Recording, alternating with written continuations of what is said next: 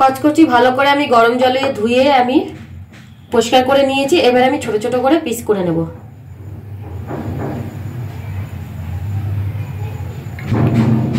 এই শীতকালে কষা কষা কচকচি একদম কষা কষা করে রান্না করে আপনাদের কাছে শেয়ার করে দেখাবো।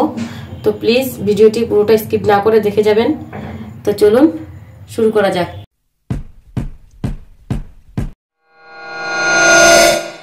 কড়াইতে তেল দিয়ে দিয়েছি, তেল গরম হয়ে গেছে। এখন আমি আলু ভেজে নেব।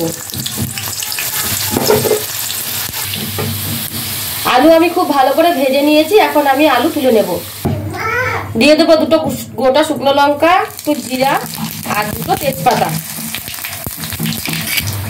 কুচানো পেঁয়াজ। এখানে আমি দুটো বড় সাইজের কুচানো পেঁয়াজ নিয়ে নিয়েছি। পেঁয়াজটা আমি হালকা করে ভেজে নিয়েছি। এখন আমি দিয়ে দেবো এর মধ্যে আদা রসুন বাটা, দিয়ে দেবো কাঁচা লঙ্কা বাটা।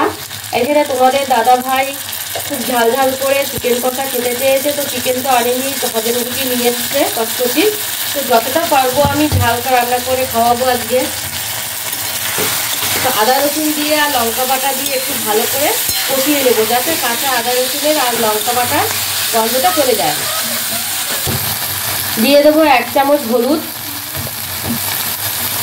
1 চামচ জিরে গুঁড়ো, 1 চামচ ধনে গুঁড়ো, 1 চামচ কাশ্মীরি লঙ্কা গুঁড়ো,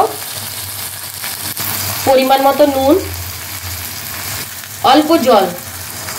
মশলাটাকে এবার আমি ভালো করে কষিয়ে নেব। আর বন্ধুরা, আমাদের দুর্গাপুরে কিন্তু ভালো ঠান্ডা পড়ে গেছে, তাই একটু মন চেয়েছে ঝাল ঝাল করে কচকচি কষা খাবো।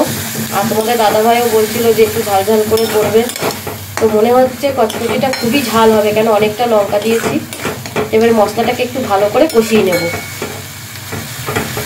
এবারে দিয়ে দেবো একটা টমেটো কাটা। টমেটোটাকে আমি পিস পিস করে কেটে নিয়েছি। টমেটোকে একটু দিয়ে এবার আমি ভালো করে কষিয়ে নেবো আরো একটু।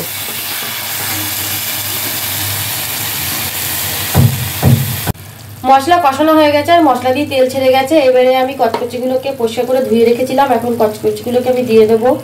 চিকেন আর ভালো লাগছে না, তাই কচকচি আজকে নিয়ে এসেছে মুখ পাল্টানোর জন্য। একঘেয়েমি চিকেন রান্না খেতে খেতে একদম মুখটা বাজে হয়ে গেছে, তাই চিকেন আজকে কচকচি কষা করে খাওয়াবো তোমাদের দাদা ভাইকে। এবারে আমি ভালো করে কচকচিগুলোকে একটু মশলার সাথে কষিয়ে নেব।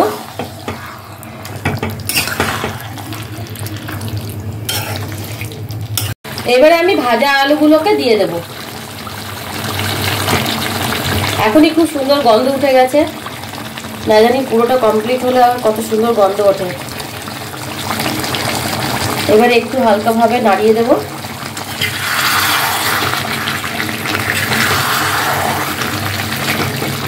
আর কচকচি কষা কার না খেতে ভালো লাগে, সবারই ভালো লাগে। তো এইভাবেই আপনারা কচকচি কষা খুব নর্মালভাবে করবেন, খুবই ভালো লাগবে আর মুখের স্বাদও পাল্টাবে। চিকেন তো একঘেয়েমি হয়ে যায়।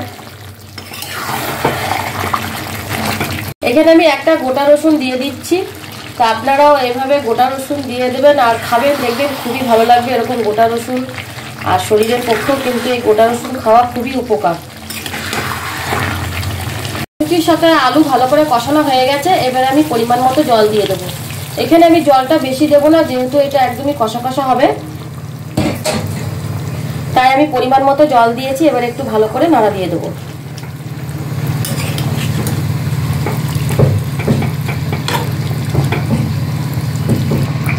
কুড়ি থেকে 25 মিনিট আমি এখন ফুটাতে দেব।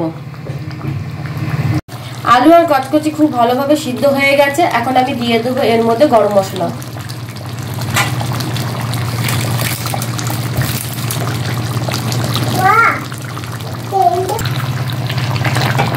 কমেন্ট করে জানাবেন কেমন হয়েছে কচকচি কষা, আর প্লিজ লাইক করে দেবেন।